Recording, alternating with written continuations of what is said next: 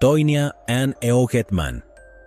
Temprano en una mañana de julio de 2007, diputados de la oficina del sheriff del condado de Hillsborough llegaron a una escena sangrienta en el parque de casas móviles Nature's Trail en Tonotosasa, Florida. Jonathan Burns, que vivía en el parque y era copropietario, había llamado al 911 para informar que había sido apuñalado durante un altercado con un inquilino. Los agentes encontraron el cuerpo de Tonya Ann Eogetman, de 41 años, en el suelo, fuera de una casa rodante alquilada. Tenía una gran laceración en el cuello y la habían apuñalado 4 veces en el pecho. Los agentes encontraron a Tonya cerca de su casa rodante tirada en el suelo sobre su espalda. A unos 29 pies de su cuerpo, los investigadores encontraron sangre sospechosa cerca de un cubo de basura y sangre en el suelo, que conducía a la casa de los Burns. Los investigadores encontraron un cuchillo ensangrentado dentro. Las pruebas forenses mostraron que la sangre en el suelo y el cuchillo coincidían con el perfil de ADN de Burns. Una autopsia concluyó que Tonya perdió la vida por heridas de arma blanca en el pecho que penetraron su corazón y pulmones. Burns, que tenía 43 años en ese momento, tenía 2 heridas en el abdomen, dijo a los investigadores que Tonya lo había apuñalado. Fue llevado al Hospital General de Tampa para recibir una cirugía por 2 heridas en la mitad del abdomen. Los detectives también dijeron que ambos brazos parecían tener rasguños con pequeñas laceraciones en los dedos. Cuando los detectives se enteraron de que Tonya usaba un andador y una silla de ruedas, tenía dificultades para moverse y era inestable en sus pies, comenzaron a dudar de que Burns haya actuado en defensa propia. El caso fue presentado a la oficina del fiscal del estado, el cual concluyó que no había pruebas suficientes para refutar la versión de Burns de los hechos. Luego, en 2021, la unidad de casos sin resolver de la oficina del sheriff del condado de Hillsborough comenzó a revisar el caso. El 14 de enero de 2022, un detective regresó a la casa de Jonathan Burns en el parque y lo interrogó sobre los eventos relacionados con el apuñalamiento de Tonya.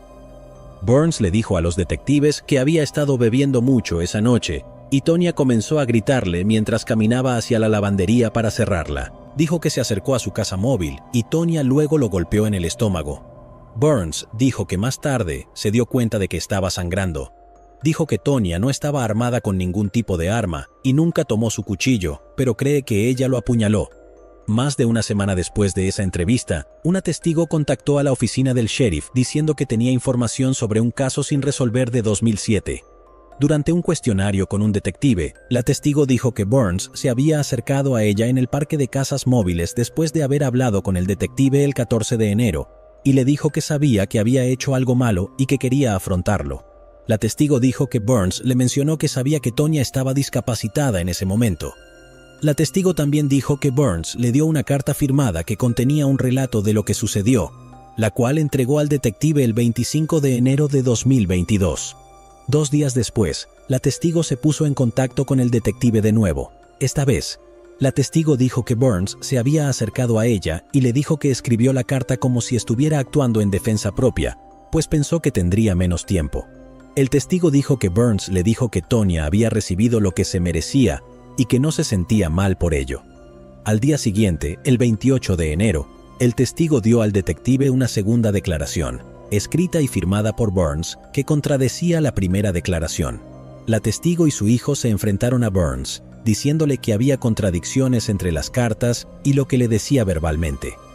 Burns luego escribió una tercera declaración que entregó a la testigo y ella se la dio al detective. En la tercera declaración, Burns afirmó que se había apuñalado en el estómago después del incidente porque eso sería útil para la defensa propia. También afirmó que vio a Tonya mientras caminaba hacia el cuarto de lavado, por lo que regresó a casa a buscar su cuchillo antes de ir a hablar con ella. Burns dijo que una discusión los llevó a pelear por el cuchillo, y cuando Tonya trató de ir a casa la apuñaló varias veces y le cortó la garganta. Burns terminó la carta admitiendo que no le gustaba Tonya y que sí tenía intención de hacerle daño esa noche. Esta fue una tragedia terrible de la cual soy responsable. En la declaración también dijo, me gustaría poder cambiarlo. Los detalles en la tercera declaración son consistentes con las pruebas recogidas en la escena del crimen, y los investigadores encontraron una huella dactilar latente en una de las declaraciones de Burns. Esto llevó a que Jonathan Burns, de 58 años, fuera arrestado por agentes en su casa en el parque que todavía posee. El 2 de febrero de 2022, un juez de Tampa fijó su fianza en $50,000 y actualmente está a la espera de juicio.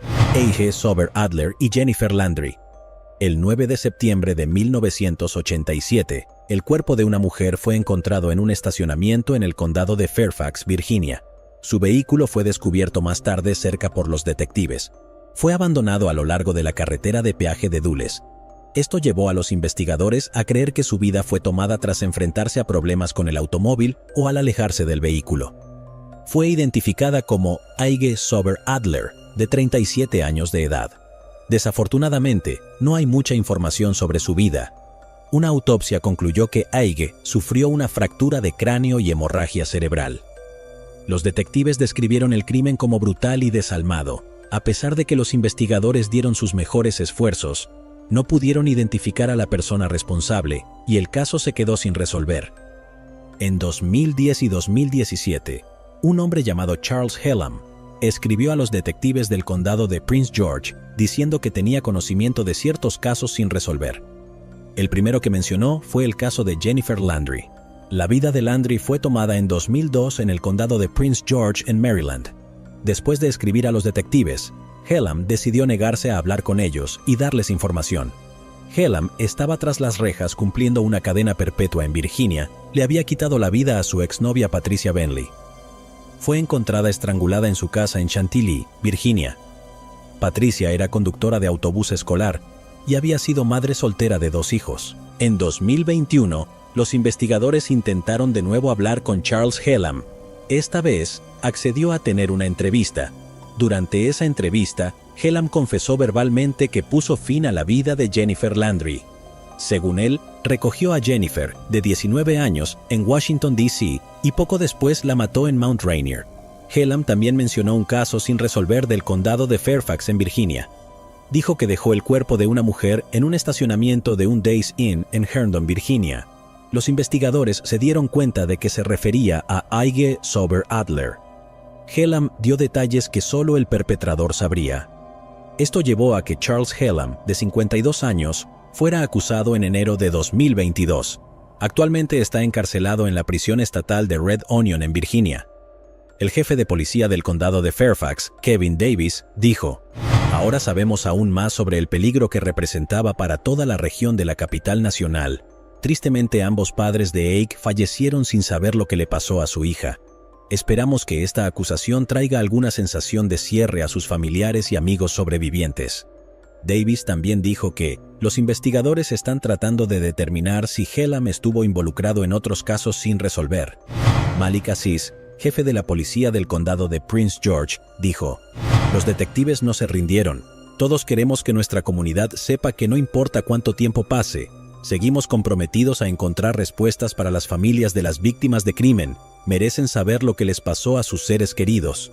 Las autoridades acreditaron el trabajo incansable de detectives y fiscales a lo largo de los años, por encontrar respuestas a los casos sin resolver y continuar persiguiendo a la justicia, a pesar de la actual sentencia de cadena perpetua de Hellam por quitarle la vida a Patricia Bentley. ¡Baby Teresa! El 29 de abril de 2009, el cuerpo de un bebé fue encontrado dentro de una bolsa de basura en el lado de una carretera cerca de la ciudad de Teresa, Wisconsin. Los oficiales fueron capaces de reunir evidencia genética del recién nacido, así como de la bolsa y sus otros contenidos. Se determinó que parte del ADN descubierto pertenecía a una pariente femenina cercana que los investigadores asumieron que era la madre del niño. La bebé era blanca y femenina. Un médico forense del condado realizó una autopsia al cuerpo 2 días más tarde y determinó que la bebé falleció antes o durante el nacimiento.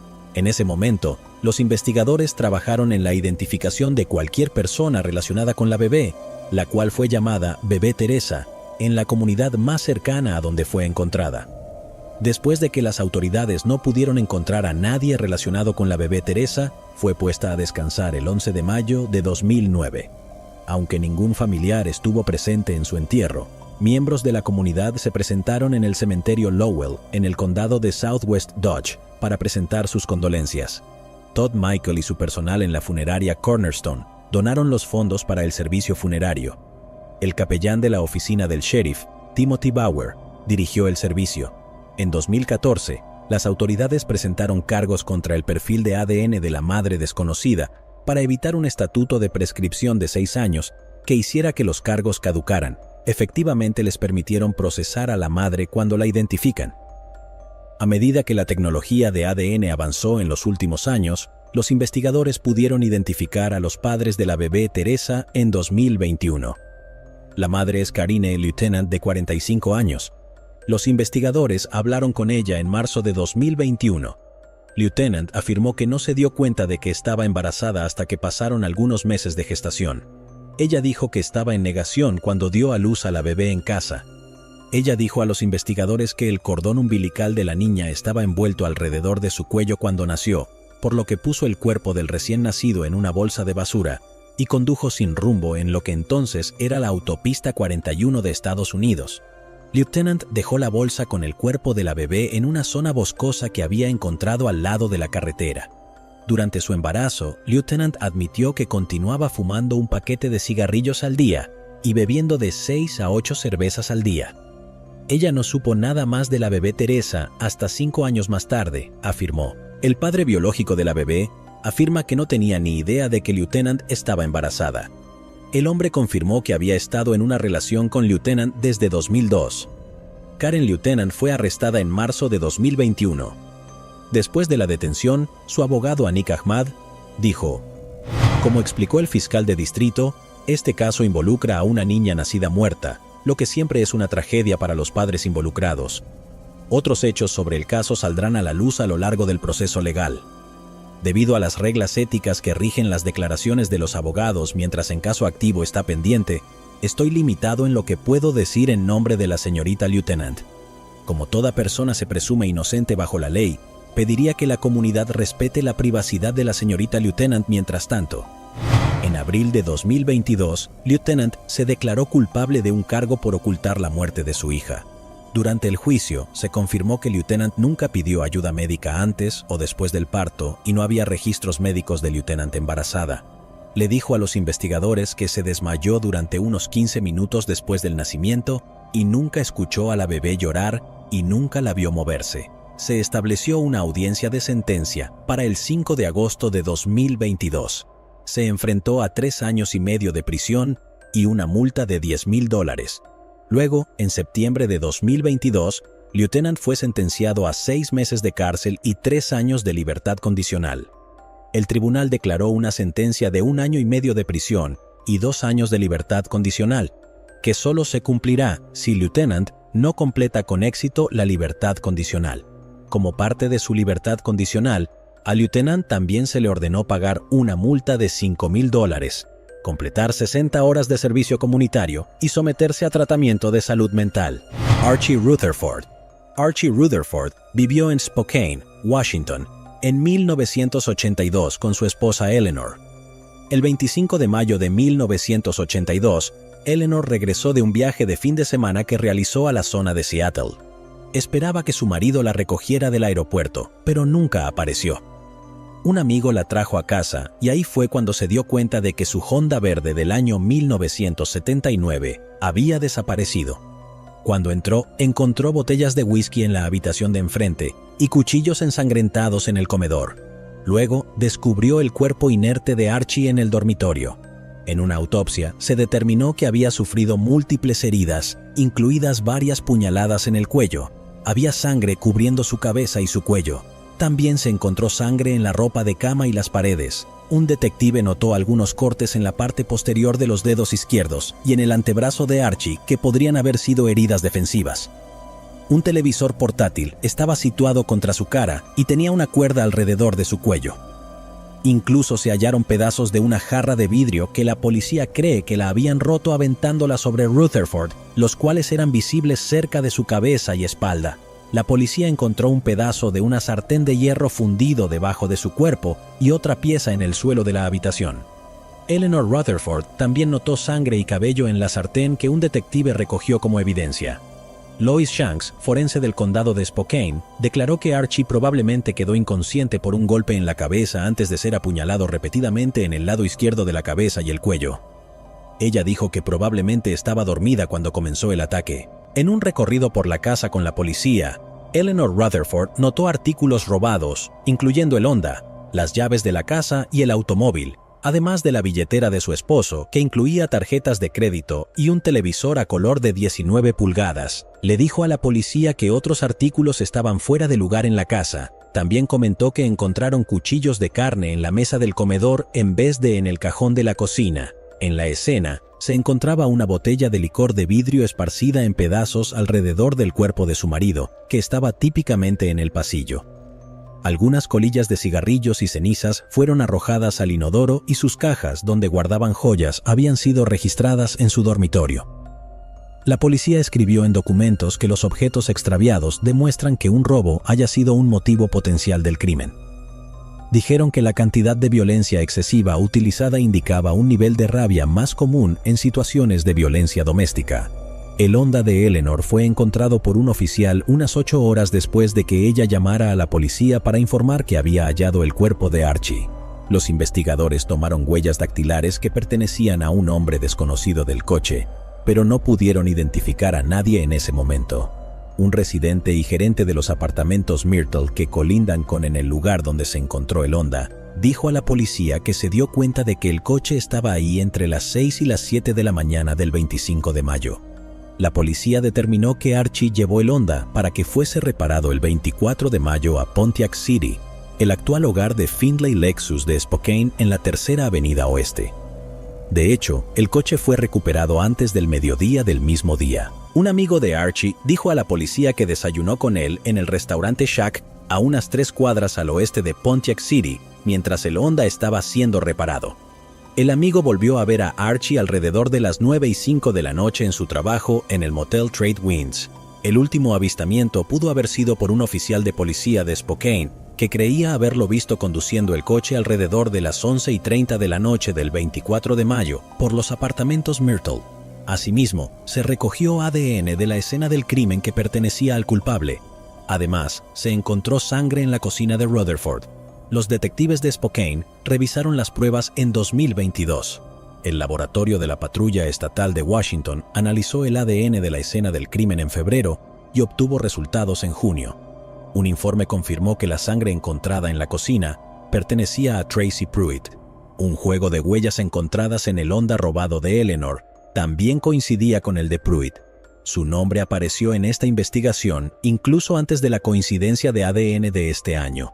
En 1982, su nombre apareció por primera vez como resultado de una investigación debido al uso no autorizado de las tarjetas de crédito robadas. Pruitt, de 62 años, fue arrestado en Los Ángeles en noviembre de 2022 y acusado de haberle quitado la vida a Archie Rutherford.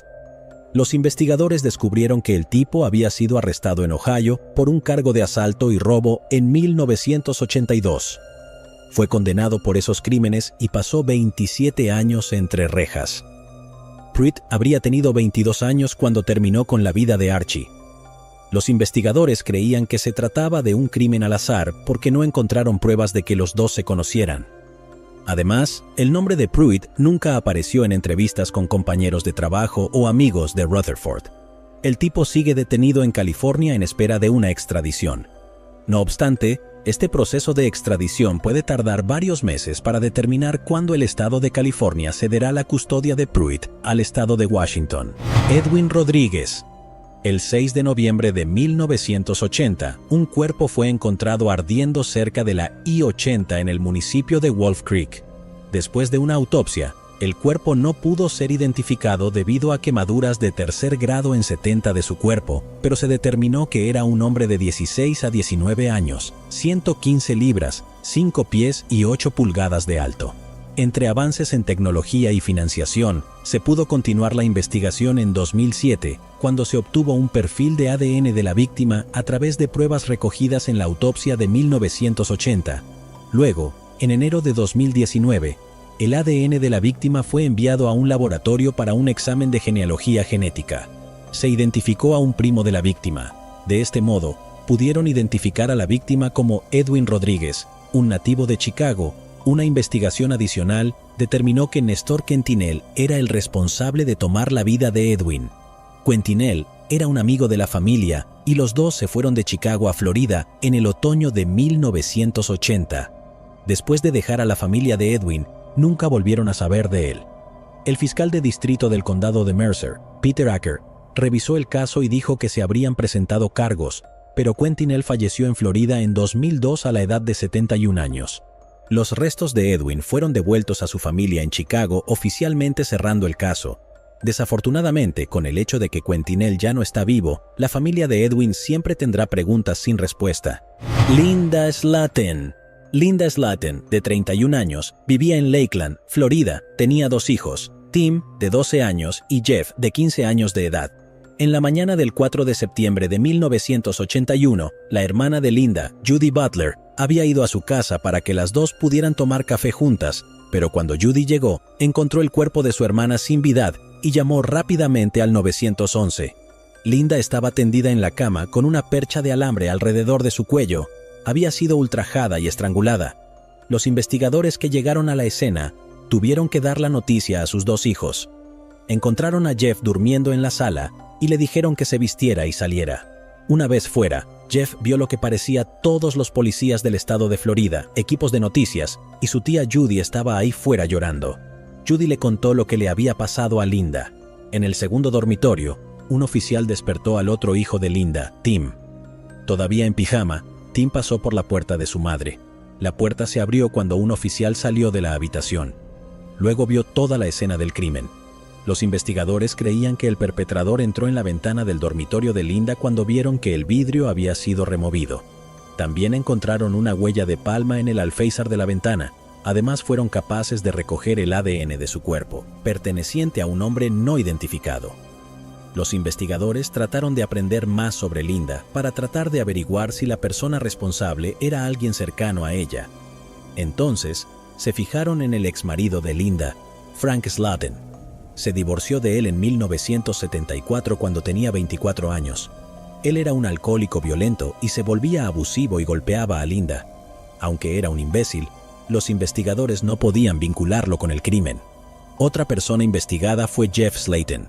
Lo entrevistaron un par de veces, pero tampoco pudieron probar que fuera responsable.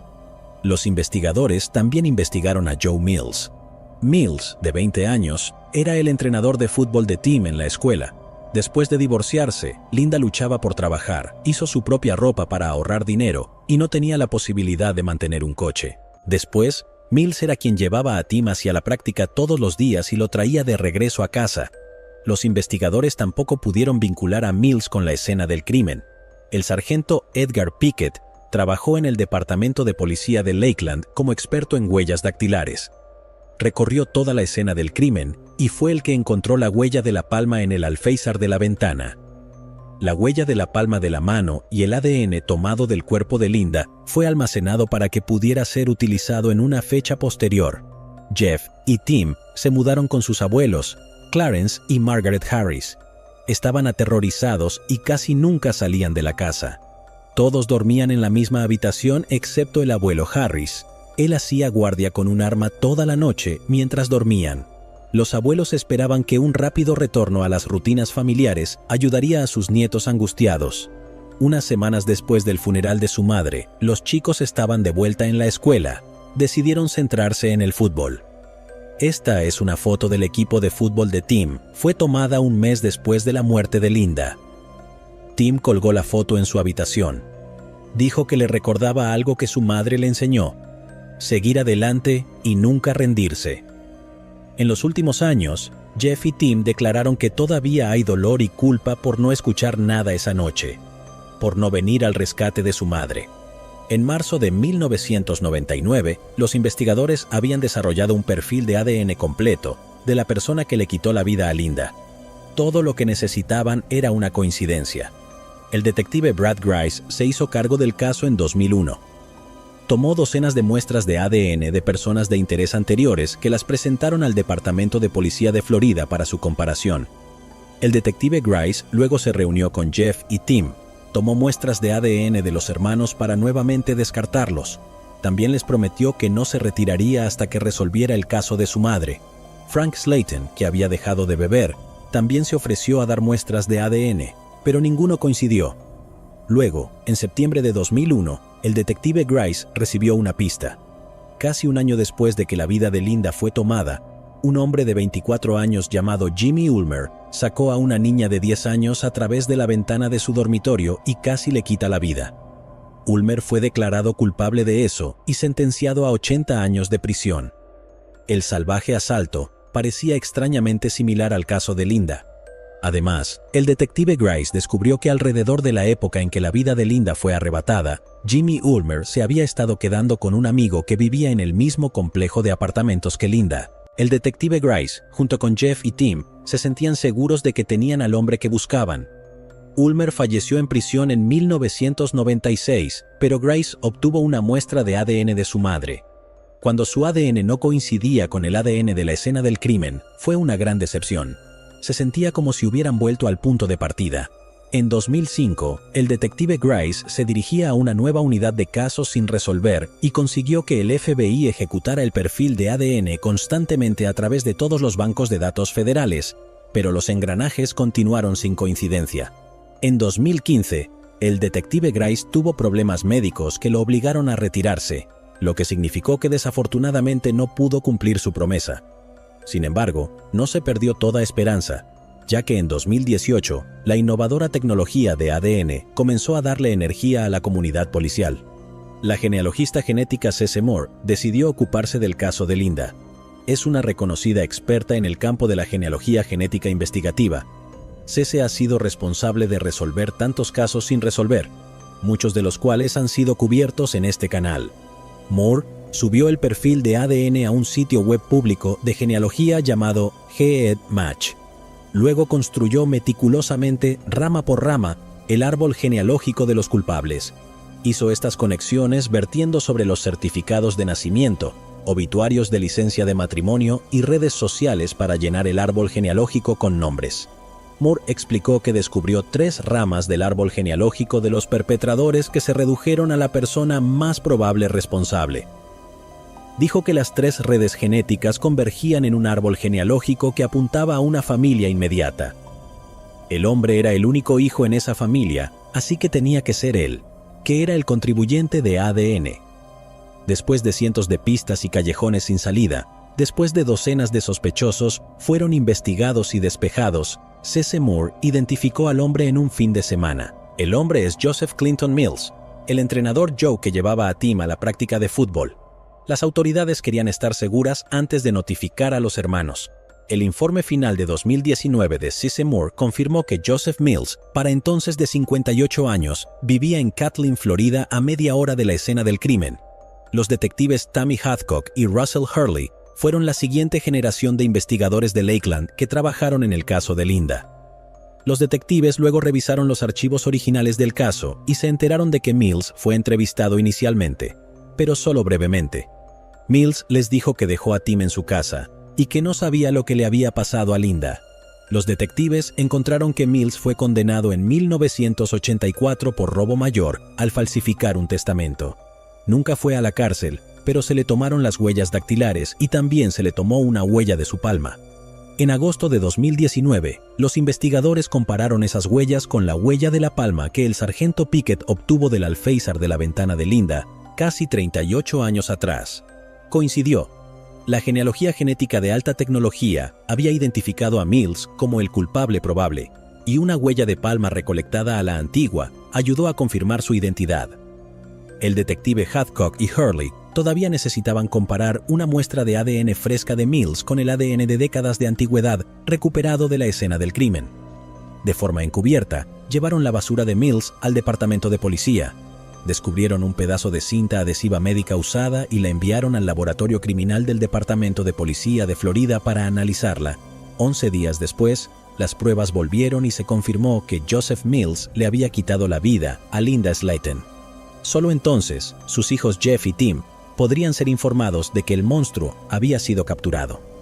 Tim dijo que había admirado al entrenador Joe y ahora estaba asqueado porque tuvo esa foto de él todos estos años.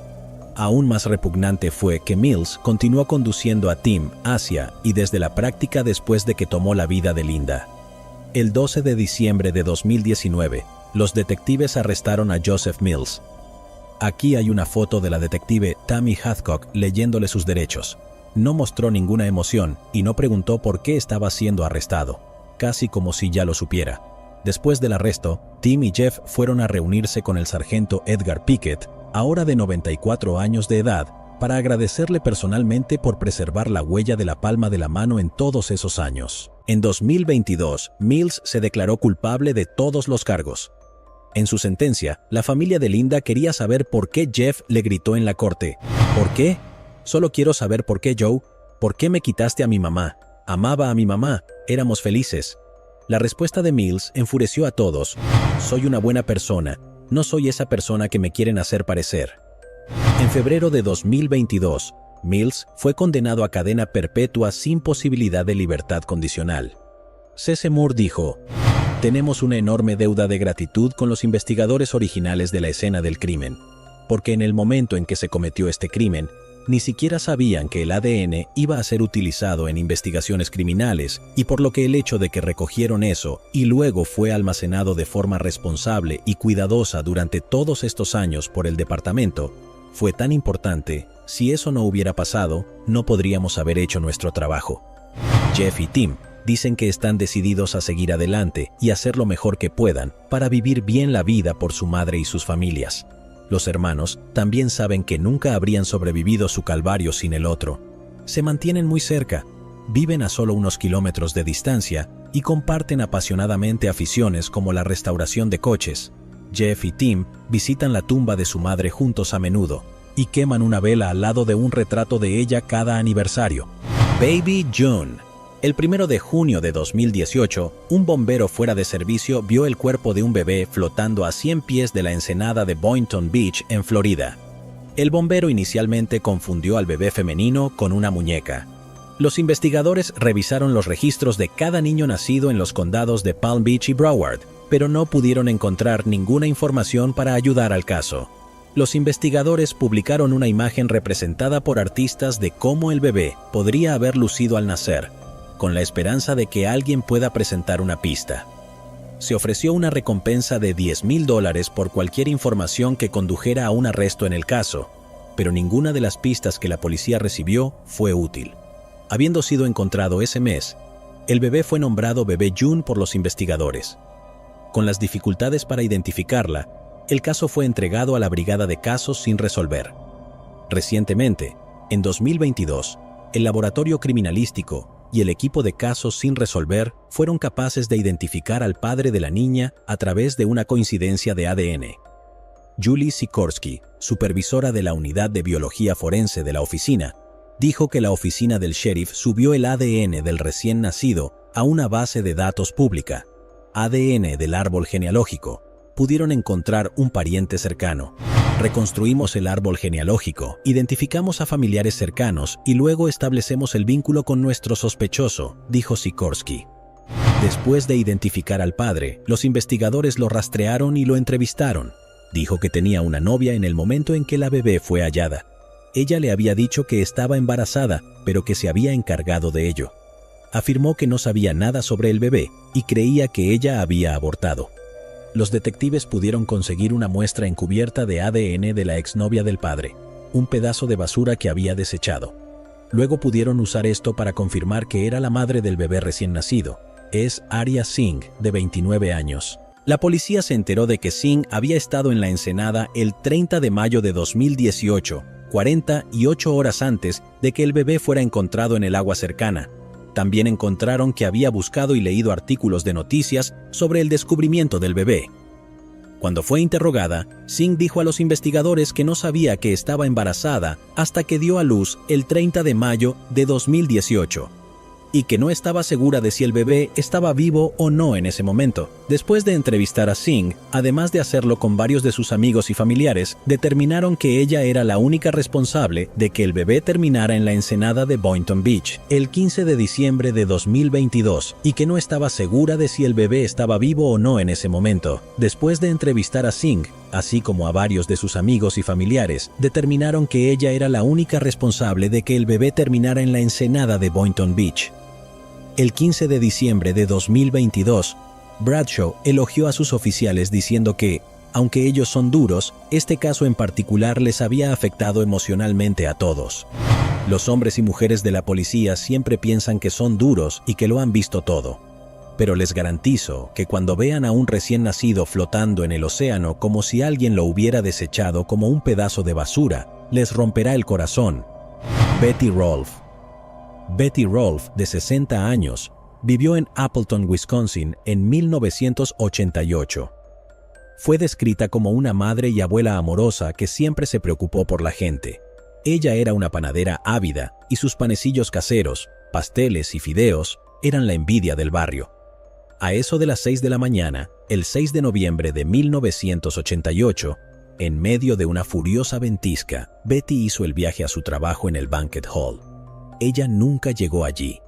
El cuerpo sin vida de Betty fue encontrado a la mañana siguiente, cerca de un paso subterráneo del ferrocarril, a las afueras de los límites de la ciudad de Appleton.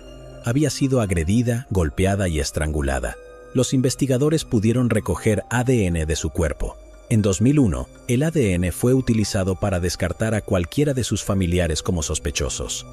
Desafortunadamente, la tecnología no era lo suficientemente avanzada para identificar a la persona responsable y el caso se enfrió. En 2019, los investigadores utilizaron las pruebas de ADN recogidas en 1988 para buscar posibles familiares del sospechoso. Más recientemente, los investigadores pudieron reducir su búsqueda a 2 hermanos. Un hermano cooperó con las autoridades y les dio su muestra de ADN. Después de algunas pruebas, fue descartado. El otro hermano es Gene Meyer. Los investigadores obtuvieron una muestra de ADN del mango del camión de Meyer, que coincidía con la evidencia de ADN de 1988. El 7 de diciembre de 2022, Gene Meyer, de 66 años, de Eatonville, Washington, fue arrestado y acusado de quitarle la vida a Betty Rolfe. Meyer fue un antiguo residente de Balders, Wisconsin. Se mudó a Washington después del asesinato. Meyer fue detenido en el condado de Pierce, en Washington, y está detenido en la cárcel del condado de Pierce, en Tacoma. Está esperando la extradición a Wisconsin. La nieta de Betty, Sue Strinka, dijo que ella y su familia están en estado de shock tras el arresto de Meyer. No sabíamos si esta persona había fallecido o si había cometido otros delitos. Simplemente no lo sabíamos. Edward Goldsmith. Alrededor de las 10 de la noche del 19 de enero de 2013, alguien llamó al 911 para reportar disparos en el complejo de apartamentos Crescent Landing en el condado de Greenville, Carolina del Sur. Los agentes encontraron el cuerpo de Edward Goldsmith, de 47 años, en el estacionamiento del complejo de apartamentos en Whitehorse Road. Desafortunadamente para los investigadores, los testigos no fueron de ayuda y no había mucho para continuar, por lo que el caso se enfrió. Luego, en marzo de 2022, 2 hermanos fueron arrestados y acusados de haberle quitado la vida a Edward. Sus nombres eran Blesius McKinney y Deontay McKinney. El sheriff del condado de Greenville, Hobart Lewis, dijo: "Los hermanos atrajeron a Edward al complejo de apartamentos porque sentían que fueron estafados durante un negocio de drogas". Hobart Lewis dijo: "El avance en la tecnología ayudó a resolver este caso frío. Utilizando los diversos avances tecnológicos, nuestra unidad de casos sin resolver fue capaz de reunir pruebas críticas que, junto con las nuevas declaraciones de los testigos, les permitió identificar a los hermanos McKinney como los responsables. Los hermanos están actualmente en el centro de detención del condado de Greenville, en la prisión de Kershaw, respectivamente. La oficina del sheriff del condado de Greenville tiene actualmente 92 casos sin resolver. Lewis dijo que la unidad de casos sin resolver ha resuelto 6 desde su inicio en agosto de 2020. Mary Robin Walter. Mary Robin Walter, de 23 años, vivió en Great Bend, Kansas, en 1980. Es una esposa, madre y estudiante de enfermería. El 24 de enero de 1980, la policía fue llamada a Nelson Trailer Park, cerca del aeropuerto en Great Bend, por un tiroteo. Cuando llegaron allí, encontraron el cuerpo de Mary. Le habían disparado varias veces. Los investigadores recogieron pruebas y entrevistaron a varias personas, pero no obtuvieron información útil. El caso se enfrió. En abril de 2022, el sargento detective Adam Hales reabrió la investigación. Después de echar un nuevo vistazo al caso, se hizo evidente que parte de la información había sido inicialmente pasada por alto. En octubre de 2022 se descubrieron nuevas pruebas, pero las autoridades se negaron a revelarlas. El 8 de diciembre de 2022, Stephen Hanks, de 68 años de edad, de Burden, Kansas, fue arrestado en relación con el caso. El sheriff del condado de Barton, Brian Belendier, anunció el arresto en una conferencia de prensa. Con 42 años y 10 meses, creemos que este es el arresto por homicidio más antiguo en el estado de Kansas, dijo Belendier. Belendier dijo que Stephen Hanks fue investigado como sospechoso inmediatamente después del tiroteo, pero el caso se enfrió. No reveló un posible motivo. Estoy orgulloso de mis oficiales por haber resuelto este caso. Con suerte, trae cierre para la familia y trae justicia para la comunidad, dijo Belendier. Estas son investigaciones largas y complicadas y son tediosas. El mérito es de mi gente. Stephen Hanks pasó tiempo en prisión por otro crimen. Fue arrestado en 1981 y acusado de asalto, agresión, robo y asalto. Fue condenado en 1983 y liberado en 1993. En respuesta a la ruptura del caso, la sobrina de Mary Robin Walter, Leslie Sprague, emitió una declaración en nombre de la familia diciendo en parte: «Estamos agradecidos por los esfuerzos del detective para llevar a este hombre ante la justicia. Robin era verdaderamente hermosa por dentro y por fuera», dijo Sprague. «Este mundo fue despojado de su presencia y nunca sabremos cómo eso ha dado forma a nuestras vidas. La noticia es agridulce. Muchos de los que conocían a Robin se han ido. Sus padres, esposo y hermana no podrán compartir nuestro alivio colectivo de que el caso de Robin tendrá una conclusión». Jennifer Brinkman. Jennifer Brinkman, de 19 años de edad, vivió en Marysville, Washington, en 1998 con su padre y la novia de su padre. Jennifer fue descrita como una persona social que buscaba activamente compañía y amigos. El 21 de marzo de 1998, el padre de Jennifer y su novia regresaron a casa de unas vacaciones en California. Hicieron un descubrimiento espantoso. En la habitación de Jennifer encontraron su cuerpo. Ella había sido golpeada en el cuello con un hacha. El hacha todavía estaba en la escena del crimen. Los investigadores encontraron ADN en el arma, pero la limitada tecnología de ADN les impidió encontrar una coincidencia. Mirando la electrónica de Jennifer, encontraron que ella estaba activa en las líneas de chat telefónico y sitios de citas tratando de conocer hombres. Los investigadores rastrearon a algunos de esos hombres y los entrevistaron, pero no pudieron probar que ninguno de ellos fuera responsable y el caso se enfrió. En 2020, los detectives decidieron echar otro vistazo al caso sin resolver, ya que se habían realizado muchos avances en la tecnología de ADN a lo largo de los años. Parabon Nanolabs luego se involucró y creó un perfil de ADN, usando el ADN encontrado en el hacha. Usando genealogía genética fueron capaces de construir un árbol genealógico del sospechoso e identificarlo. El 28 de noviembre de 2022, Jeffrey Paul Primo, de 52 años, fue arrestado y acusado de quitarle la vida a Jennifer Brinkman por el Departamento de Policía de Marysville.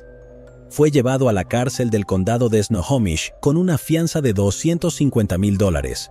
El laboratorio forense de la Patrulla Estatal de Washington dijo que el material genético de Primo coincidía con el ADN encontrado en el hacha.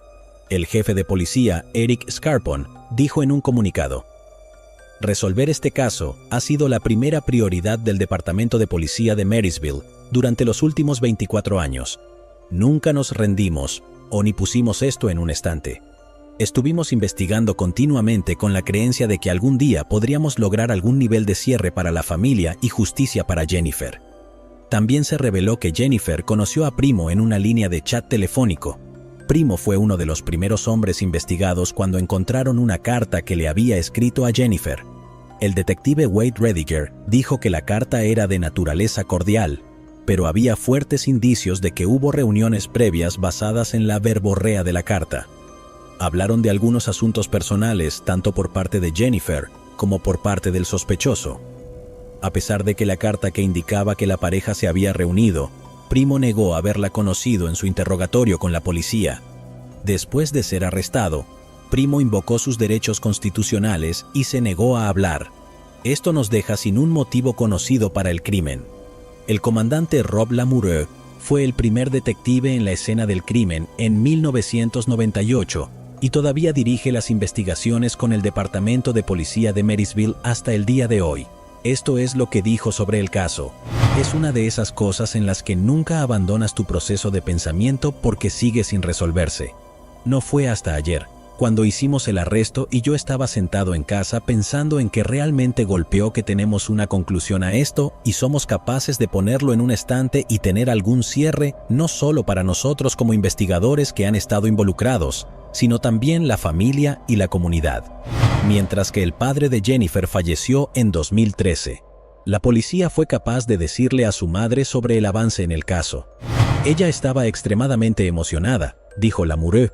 Creo que fue una emoción abrumadora para ella tener una respuesta. Betty Lou Zukowski. Betty Lou Zukowski, de 10 años de edad, vivió en el condado de Hampton, en Massachusetts, en 1966, con sus padres Stanley y Mildred Zukowski. Aproximadamente, el 26 de mayo de 1966, a las 6 de la tarde, Betty Lou dejó su hogar en Front Street en Chicopee, justo después de recibir una llamada telefónica de alguien que, según notificó a su madre, era una de sus amigas. Esa sería la última vez que la familia de Betty Lou la vio con vida. Cuando no pudo regresar a casa, sus padres llamaron al Departamento de Policía de Chicopee y denunciaron la desaparición de su hija. El departamento puso alarmas en todo el estado en un esfuerzo por encontrar a la joven. Trágicamente, 4 días después, el 30 de mayo de 1966, el cuerpo de Betty Lou, de 1,80 m y 75 libras, fue encontrado golpeado, cubierto de barro y en alta mar por jóvenes que pescaban en el río Westfield en West Springfield. Tras el descubrimiento del cadáver, el Departamento de Policía de West Springfield y el Departamento de Policía de Chicopee abrieron una investigación unida entre ambas agencias, asignando detectives de sus oficinas al caso. Durante una autopsia, la oficina del médico forense determinó que Betty Lou tenía múltiples heridas en la cabeza generadas por un objeto contundente y una fractura de cráneo, además de haber sido brutalmente ahogada. Los detectives entrevistaron a familiares, amigos y compañeros de clase para saber con quién pudo haberse encontrado Betty Lou en el momento de su desaparición.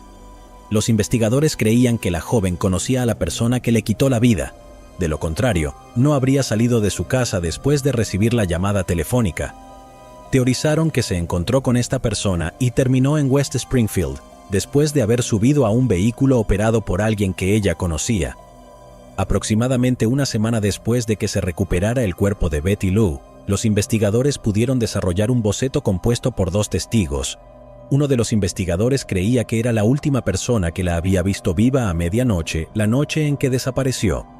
El boceto resultó ser una pista relevante para la investigación, pero las autoridades no pudieron identificar al agresor antes de que el caso se enfriara. Tiempo después, la unidad de casos no resueltos del fiscal de distrito recogió el caso y se enteró de que la información que fue proporcionada de múltiples fuentes al Departamento de Policía de West Springfield en 1977 vinculaba a Donald Mars con el crimen. Se realizaron entrevistas adicionales, las cuales culminaron con la presentación del caso ante un gran jurado. La oficina del fiscal no reveló qué información vinculaba a Mars con el caso, o si alguna nueva evidencia física salió a la luz antes del caso presentado al gran jurado. Mars, quien tenía 17 años cuando la vida de Betty fue tomada, compareció ante un juez en la Corte Superior del Condado de Hampton el 3 de noviembre de 2022 para su lectura de cargos. Actualmente, está detenido sin fianza y se espera que vuelva a comparecer pronto en la corte. El fiscal de distrito de Hampton, Anthony Guluni, dijo en un comunicado: "Tristemente, los padres de Betty Lou han fallecido y no verán a Donald Mars responder por lo que alegamos que le hizo a su hija. Mi oficina ha estado en contacto con miembros de la familia de Betty Lou, uno de los cuales fue portador del féretro en su funeral en 1966. Si bien sabemos que esta investigación no traerá a Betty Lou de vuelta a su familia ni le otorgará la oportunidad de convertirse en un adulto saludable, cosa que ella y cada niño se merecen, nos embarcamos en este viaje de búsqueda de justicia por ellos y por Betty Lou. Mars tiene un largo historial criminal de hacer cosas horribles a los niños. Está catalogado como un delincuente de nivel 3, lo que significa que se considera que tiene el mayor riesgo de reincidencia, y representa un alto grado de peligro para el público. Rhonda Richardson. El 22 de mayo de 2019, diputados de la oficina del sheriff del condado de San Jacinto, en Texas, fueron enviados a un área profundamente arbolada del Bosque Nacional Sam Houston. Todo ello, después de recibir una llamada al 911 con respecto a una mujer adulta fallecida descubierta allí. La mujer fue identificada como Rhonda Richardson, de 59 años de edad.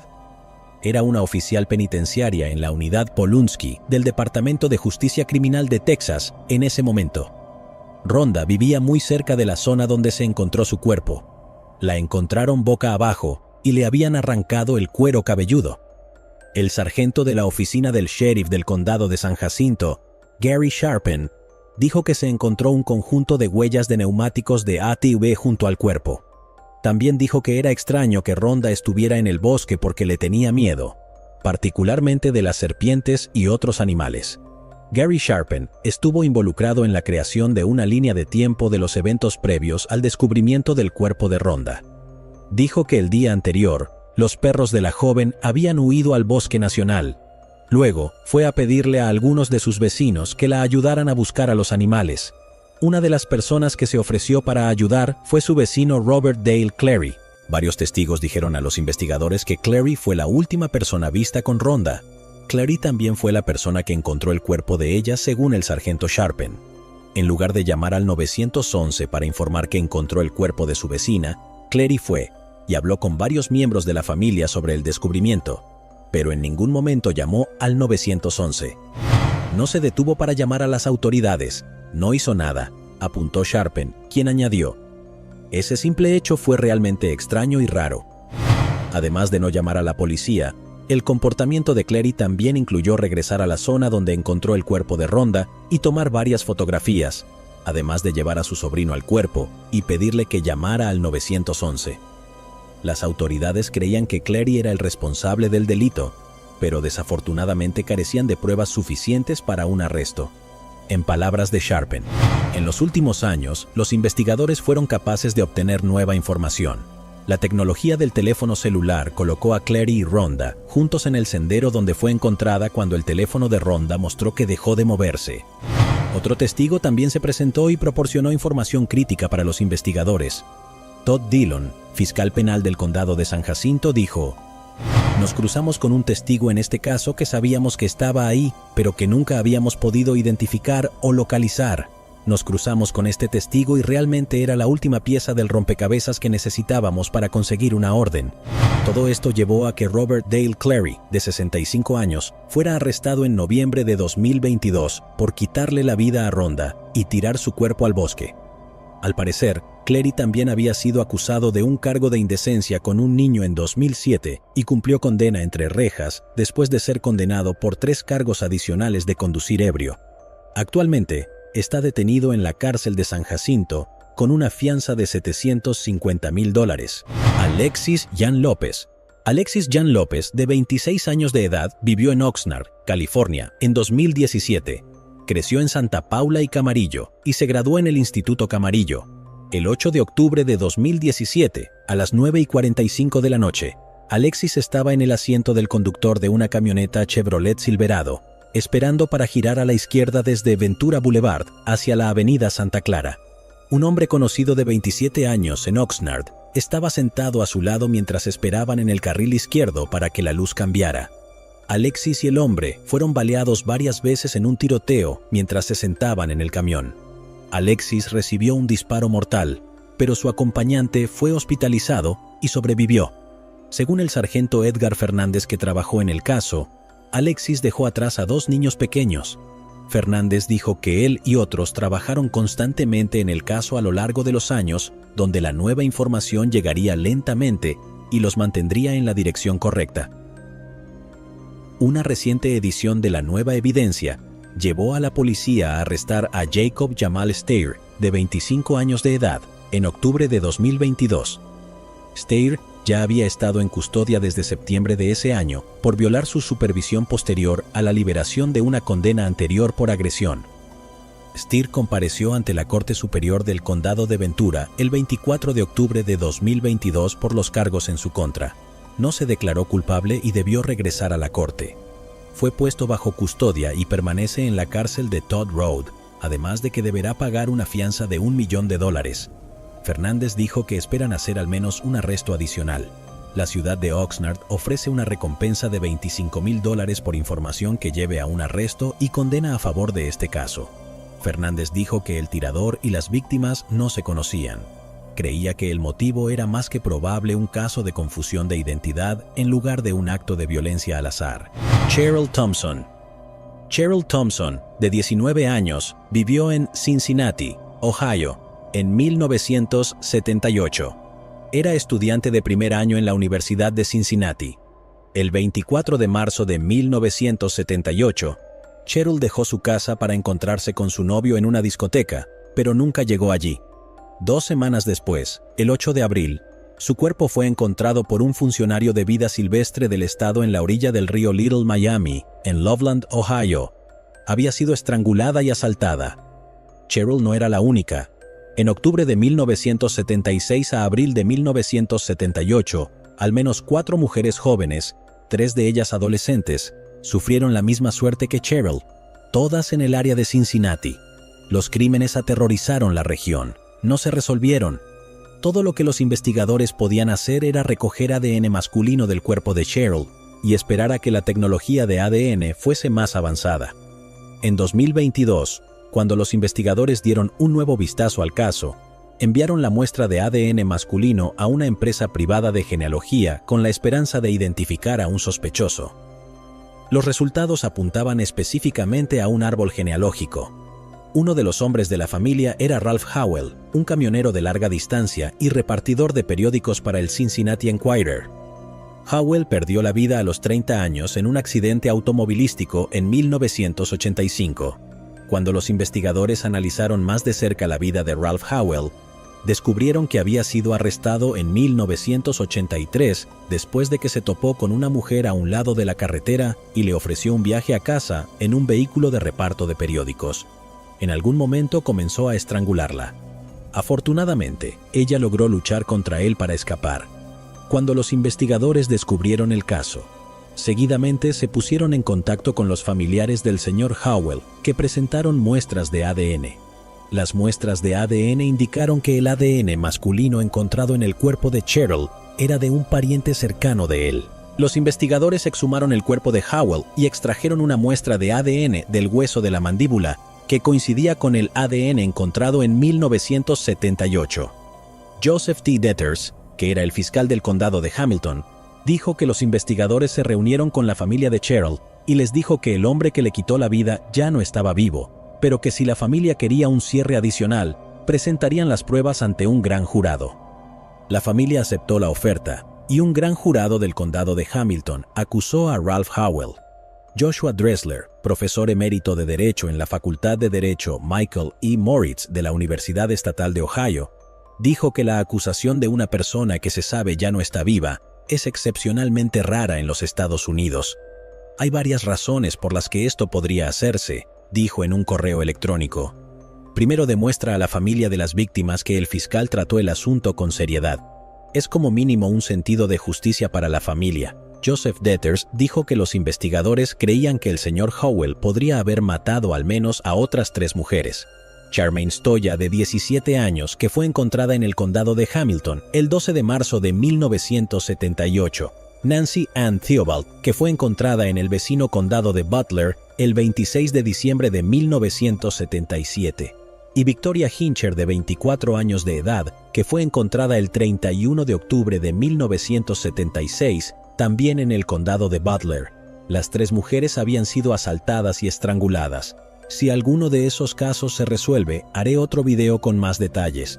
El hermano mayor de Cheryl, Bill Thompson, un oficial de policía retirado, dijo que pensaba que el caso nunca iba a ser resuelto. Todo fue una sorpresa.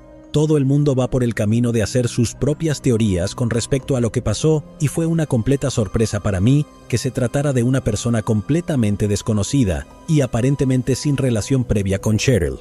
Para mí, ayudó a finalizarlo sabiendo que una persona había sido acusada de si estaba vivo o no realmente no me importaba. James Johansen. En junio de 2007, se hizo una llamada al Departamento de Policía de Lewisburg para reportar el desaparecimiento de James Johansen, de 53 años, en el condado de Greenbrier, Virginia Occidental. Sus amigos, familiares y vecinos se preocuparon cuando nadie lo había visto ni oído de él durante un periodo de tiempo. Después de una extensa investigación realizada por numerosos policías estatales de Virginia Occidental durante los siguientes 14 años, se produjo un receso en el caso. La oficina del sheriff del condado de Greenbrier recibió una llamada en septiembre de 2021 de restos óseos ubicados cerca de la montaña Muddy Creek.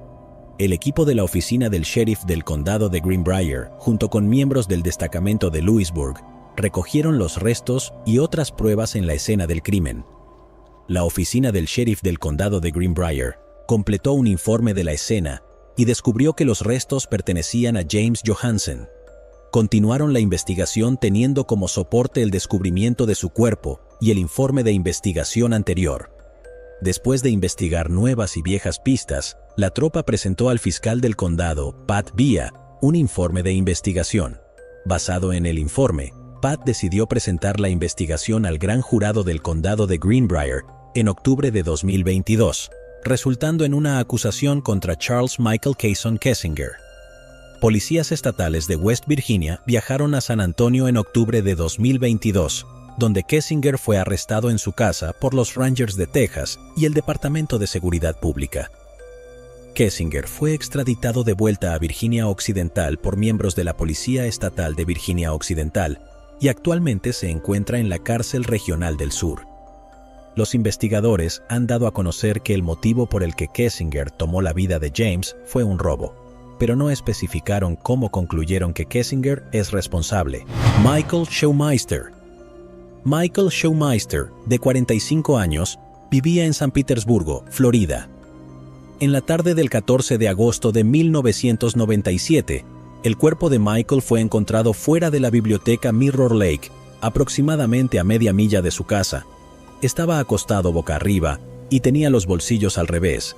Los investigadores más tarde se enteraron de que le habían pagado su cheque y ese mismo día lo cobró, insinuando fuertemente que un robo fue el motivo. El informe del forense determinó que Michael sufrió un traumatismo contundente en la cabeza y en el cuello. Patricia Morris, que tenía 47 años en ese momento, fue identificada como una persona de interés desde el principio. Los investigadores se enteraron de que Michael y Morris estaban bebiendo juntos en un bar la noche anterior. La mujer más tarde habló con un detective y confirmó que ella y Michael habían estado compartiendo juntos y que ambos se fueron en un taxi, pero le dijo a la policía que los dos se separaron y ambos fueron dejados en lugares separados por el taxista más tarde esa noche. Morris falleció el 19 de septiembre de 2010 en el condado de Hillsborough, Florida. Luego, en 2016, los investigadores dieron otro vistazo al caso, encontrando que Morris tenía un extenso historial criminal, incluyendo agresión a agentes de la ley y varios cargos por drogas. A finales de marzo de 2022, la Unidad de Casos sin Resolver del Departamento de Policía de San Petersburgo sacó los pantalones de Michael Schumeister de la propiedad y el almacenamiento de evidencia, y analizó los bolsillos invertidos en el laboratorio forense del condado de Pinellas para la reevaluación de ADN. El 2 de noviembre de 2022, los detectives recibieron una respuesta del Sistema de Índice de ADN Combinado, CODIS, donde se determinó que el ADN encontrado en el interior de los bolsillos delanteros y traseros del pantalón pertenecía a Patricia Morris. El Departamento de Policía de San Petersburgo dijo en un comunicado de prensa del 18 de noviembre de 2022 que el caso se considera cerrado, debido a que la delincuente ya no está viva. Nuestros detectives de casos sin resolver dedican su tiempo y experiencia a reevaluar constantemente los casos sin resolver, inició el Departamento de Policía de San Petersburgo. Los avances en tecnología y la nueva información pueden llevar justicia para las víctimas y cierre a sus familias. Basados en las pruebas de ADN recientes y las investigaciones anteriores, este caso se considera cerrado y la delincuente no está viva. Los familiares de Michael Schumeister han sido informados de que el caso ha sido cerrado. Simon Clark. El 28 de noviembre de 2001, oficiales del Departamento de Policía de Newport Richey en Florida respondieron a una llamada al 911. Esta provenía de una casa ubicada en el bloque 4700 de Sanctuary Drive. Al llegar a la escena, los investigadores descubrieron el cuerpo sin vida de un hombre adulto dentro de la habitación de un apartamento que estaba en construcción. El hombre fue identificado como Simon Clark. Una autopsia realizada por la oficina del médico forense determinó que Simon sufrió múltiples lesiones de traumatismo por un objeto contundente en la cara y en el pecho, y que alguien le había quitado la vida. Los detectives en ese momento llevaron a cabo varias entrevistas con posibles testigos e identificaron a una persona de interés, pero no dijeron al público quién era esa persona. El arma fue localizada. Sin embargo, el análisis del objeto no reveló ninguna pista. No se realizaron arrestos y el caso se enfrió hasta 2004. En mayo de 2016, el caso de Simon Clark fue reabierto. Los investigadores volvieron a entrevistar a varios testigos que proporcionaron detalles adicionales sobre lo que recordaban de los acontecimientos relacionados con el crimen. Un testigo adicional que estuvo presente durante el delito también fue identificado. El hombre es Jason Acevedo. Acevedo se acercó a los investigadores y dijo que estaba presente cuando un hombre golpeó fatalmente a Simon Clark con un bate. Identificó al hombre como Randy Peter Silge. Acevedo dijo además a los investigadores que participaría en la acusación de Peter Silge, porque había estado viviendo con los recuerdos del incidente desde el acontecimiento. Acevedo afirmó que, al principio, tenía miedo de presentarse porque Peter Silge lo obligó a golpear a Simon Clark con el bate. Otra testigo, Denise Sanders, corroboró la historia de Acevedo. Sanders dijo que ella habló con Peter Silge después del crimen y mencionó que él había confesado. También afirmó que Acevedo no podría testificar contra Randy Peter Silge porque hizo que éste lo golpeara con el bate también. Sanders fue la contratista general empleada para realizar la construcción en la casa del amigo, además de socio de negocios de Simon Clark en 2001 y amiga de Peter Silge. Después de unos meses, un ingeniero informó al amigo de Clark que Sanders le había cobrado más de $300,000 por aproximadamente $120,000 en trabajo. El amigo de Clark estaba en Inglaterra en ese momento y le pidió a Clark que informara a Sanders que no recibiría recursos adicionales. Cuando Sanders informó a Peter Silge que no se pagaría más dinero, supuestamente entró en la residencia con Acevedo llevando un bate de béisbol y golpeó a Simon. Los investigadores dicen que descubrieron que Sanders estaba defraudando al amigo de Clark, usando el dinero para comprar narcóticos, señalando que tanto Peter Silge como Acevedo tenían un historial de defensas relacionadas con las drogas. Los detectives dijeron que la negación del amigo de Clark a pagar dinero adicional fue lo que motivó a Peter Silge a cometer el delito. Armado con el testimonio del nuevo testigo, el caso fue llevado a la Fiscalía del Condado de Pasco. Los fiscales en 2018 presentaron el caso a un gran jurado, que posteriormente devolvió una acusación contra Peter Silge y lo acusó de quitarle la vida a Simon. Por su parte, Peter Silge se declaró inocente. El caso fue a juicio en noviembre de 2022 y el jurado condenó a Randy Peter Silge, condenándolo para su sentencia. Lo creas o no, este no es el primer crimen que Peter Silge cometió.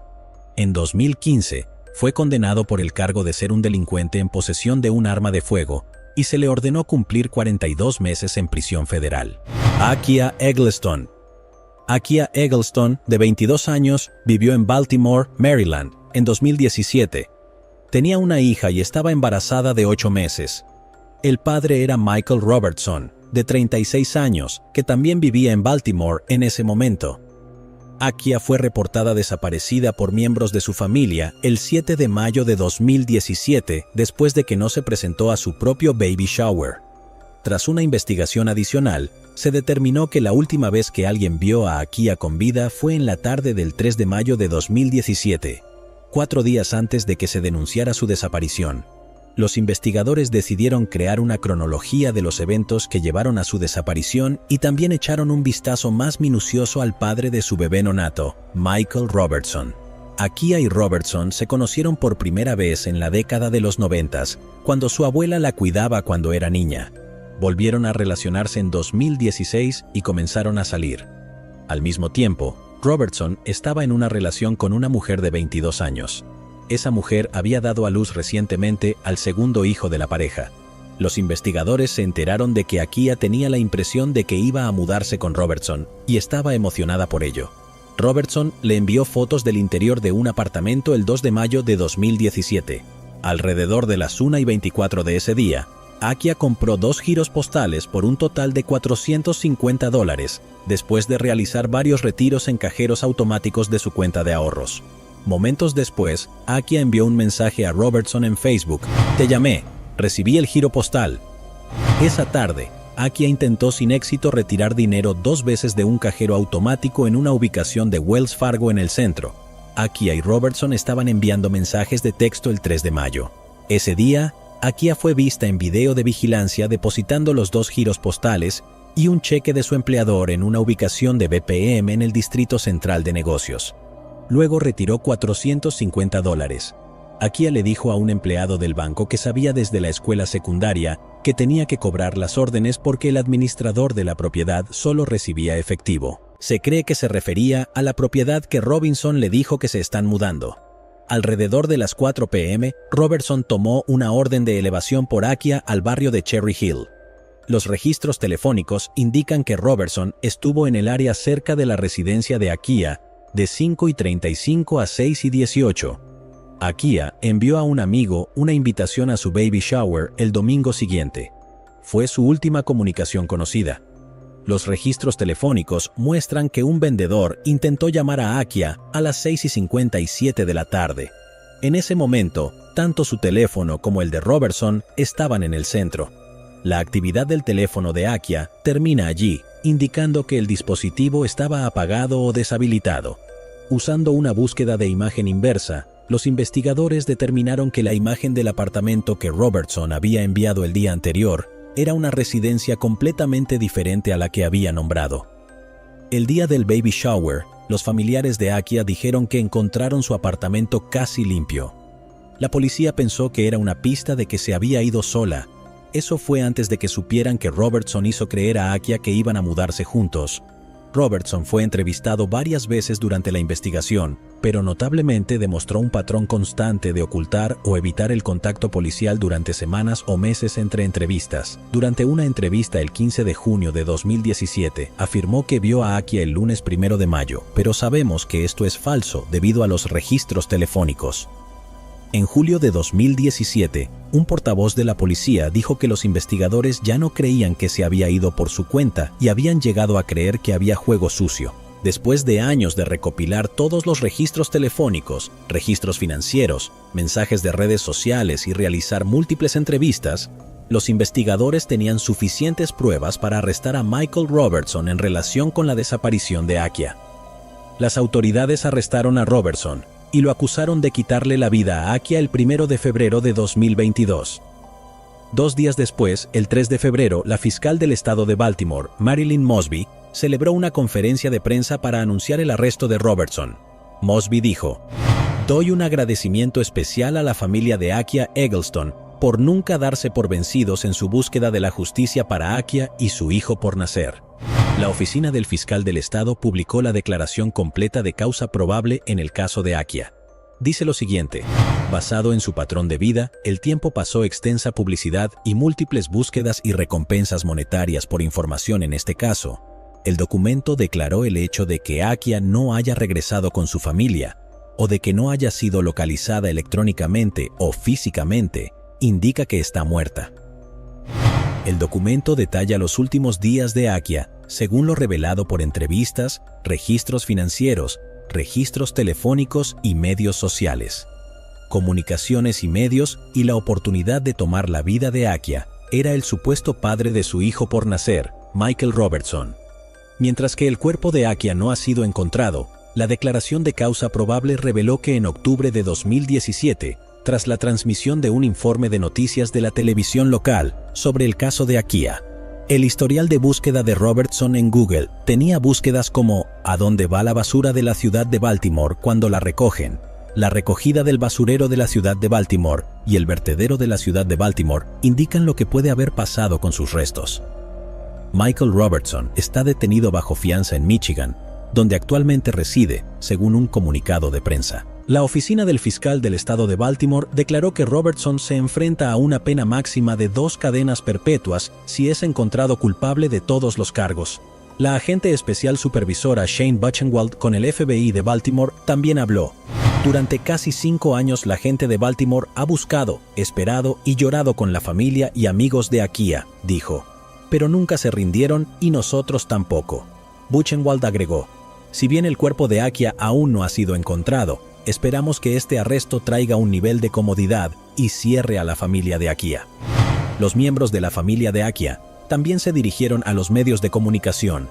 Gracias a todos por sus pensamientos y sus oraciones de Akia, su tía Zenobia Wilson dijo, por mantener la esperanza para nuestra familia de que la encontraríamos viva, a pesar de que la evidencia dice algo diferente que no es. Solo queremos dar las gracias y pedirles que por favor nos mantengan en sus oraciones. El padrastro de Akia, Sean Wilkinson, subió al podio para agradecer a las agencias de investigación que trabajaron en el caso de Akia. También llamó la atención sobre un tema que es demasiado común. La violencia doméstica es real y cuando sucede necesitamos abordarla, dijo Wilkinson. La familia busca justicia en el caso de Akia que ha afectado a tantas relaciones y vamos a seguir estando unidos como una familia hasta que el juicio final en su caso se haya dictado. ¿Pero acaso no has visto este otro crimen? Yo no me lo perdería,